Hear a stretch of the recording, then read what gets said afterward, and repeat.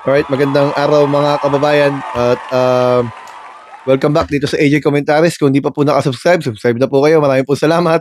Hinihintay ko po yung mga iba pa na sana makasama natin sa mga hinaharap para marami tayong mapag-usapan at marami tayong matutunan sabay-sabay mga kababayan. Ating pag-usapan ngayon yung punto ng ibang mga concern na di umano dahil nga yung sinasabing falsus in uno, falsus in omnibus, 'di po ba? Yung 'pag mali sa isa, mali na sa lahat. Yung pagkakatalaga kay Presiding Officer Chis Escudero, pinaliwanag ko na po ito sa ilang kong videos, pero himayin lang po natin. Kasi ang sinasabi ng iba, baka daw ma-void o mapawalang saysay, mapawalang bisa yung impeachment trial. Kung ano man maging desisyon nila, mapawalang bisa dahil baka magdesisyon ng korte na mali ang ginawa. Kasi may petition na po kumukwestiyon sila Attorney Torion, kinu-question yung pagkaka-elect kay Senator Judge Chis Escudero bilang presiding officer. Background lamang po. Malinaw po kasi noong June 3 na hindi inatinan ng minority o majority noon, inamendyahan po yung batas na Senate rules mga kababayan. Doon sinasabi nila pwede sila mag-elect ng magiging presiding officer. Yung pinunto naman ng first day of trial ni Senator Alan Cayetano na dapat na may one day pa ang mga senador para pag-usapan, pagdebatihan, pag-aralan yung motion na yon kasi wala pong nag-object ng June 3 eh. Eh hindi daw nangyari, sabi ni Senator Alan kasi hindi sila nabigyan ng one day. Bagamat di sila pumapasok mga kababayan at nag-adjourn si DA na nga nun. Pero ang nakalimutan nila, nagkaroon po ng special session June 17. Yun yung pagkakataon nila sana pero natapos din po yung June 17 nang wala namang nag-apela at nasa journal na nga yan mga kababayan, nasa record na yan ng Senate. So ngayon, ang punto natin, yung petition sa Supreme Court ngayon na para bang yung kinu-question, yung pagkakatalaga kay Senator Chis Escudero bilang presiding officer. Ako po, ang personal ko pong opinion, baka po hindi pakialaman yan ng Supreme Court. Unang-una, sa kalagay po doon sa Article 11, Section 3, Paragraph 8, na talagang binibigyan ng laya ang Senado na gumawa ng kanilang mga rules, lalo na dyan sa impeachment court, mga kababayan. Kasi, ang nakalagay naman po dun kasi sa Article 11, Section 3, Paragraph 6, kung hindi presidente ang nililitis, mali po. Kung ang presidente ang nililitis, Chief Justice ang magiging presiding officer. Pero kung wala pong sinabi kung sino ang magpe-preside, kung hindi presidente ang nililitis.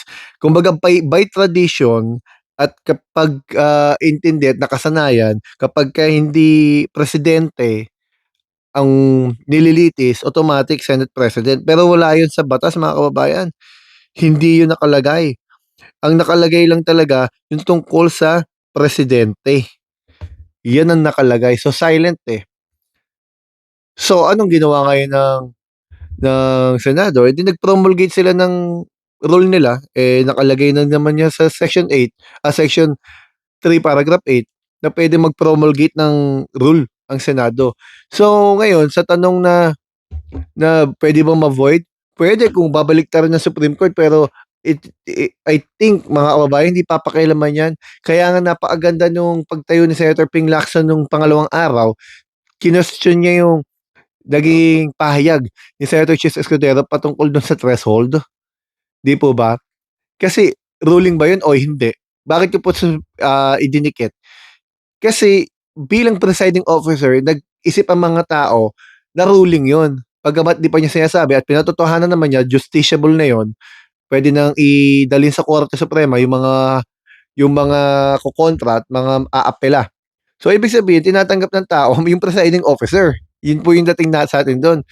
Ngayon, kung ang question lamang, tama ba o legal ba na siyang umupo, di hintayin ang Korte Suprema kaysa magbigay ng kung ano-anong mga opinion. Kasi malinaw naman, ang sinight na katibayan ng dalawang Cayetano ay yung nangyari sa Constitutional Commission noon, 1986 po ata yun, bago magawa yung 1987 Constitution. yung discussion o deliberation nila Davide at Monsod. Kasi po doon sinasabi na yung sa pag-uusap nila, presidente. Pag presidente ang nililitis, Chief Justice. Pero kung hindi naman, sino daw dapat ang umupo? Dapat daw ilagay yung Senate President. Pero hindi na nga nilagay, winidraw na nga yung motion na yun dahil nagkaintindihan na sila sa ibang pagkakataon, Senate President. Pero hindi naman po yung rule yun. Sila po yun, pag-uusap nila yun, na pwedeng gawing for research materials mga kababayan. Ito po, nakalagay dito sa Article 11, Section 3, Paragraph 8 ng 1987 Constitution mga kababayan. The Congress shall promulgate its rules on impeachment to effectively carry out the purpose of this section. So, kung ito, ang pagbabatayan mga kababayan, walang nilabag na batas. So, anong problema dun? Kung gumawa ng rule ang Senado, ang sabi nila, Constitution daw nagsabi na Senate President ang uupo kapag hindi presidente ang nililitis. Saan mababasa ang tanong? Wala nakalagay. Yung sinasabi nila sa Section 6, ang nakalagay dito, the Senate shall have the sole power to try and decide all cases of impeachment. When sitting for that purpose, the senators shall be on oath or affirmation.